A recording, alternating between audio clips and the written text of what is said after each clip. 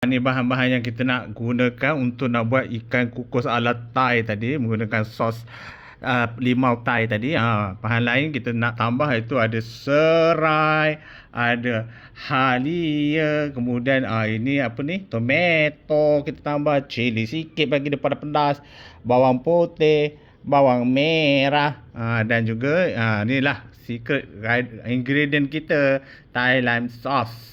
Ikan kita kena ada. Ini ikan saiz sederhana tau. Ikan ni kau nak basuh bersih-bersih, dan kemudian kelar dia.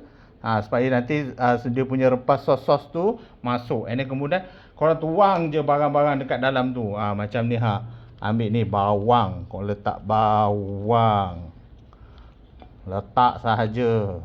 Dan kemudian serai. Taburkan serai.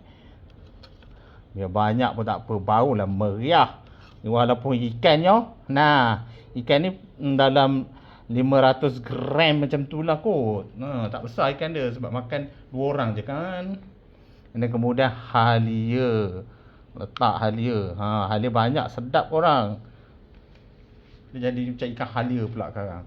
Dan kemudian ni bawang putih. Taburkan je bawang putih. Dan kemudian ni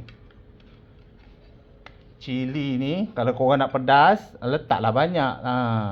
Tapi aku tak nak pedas sangat. Cili ni dah potong 2 tau, nampak. Barulah terkeluar dia punya jus kepedasan dia. Dan kemudian last sekali kita letak ni tomato. Barulah korang masukkan ni ingredient rahsia kita, Thai lime sauce ni.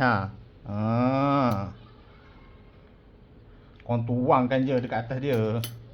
Tuangkan je dekat atas ikan tu. Tengok. Dia punya sos dia macam tu korang. Wow.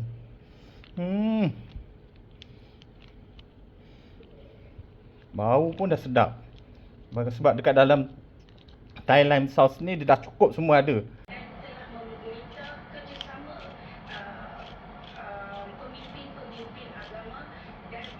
Ni rupa ikan sebelum kita kukus. Nanti kita tengok pula hasilnya lepas kukus. Macam mana rasanya. Sedap ke tidak? 10 ke 6 minit. Tengok tu. Barulah kita boleh start kukus. Kita masukkan first layer, kita letak ikan. Kita nak kukus ikan.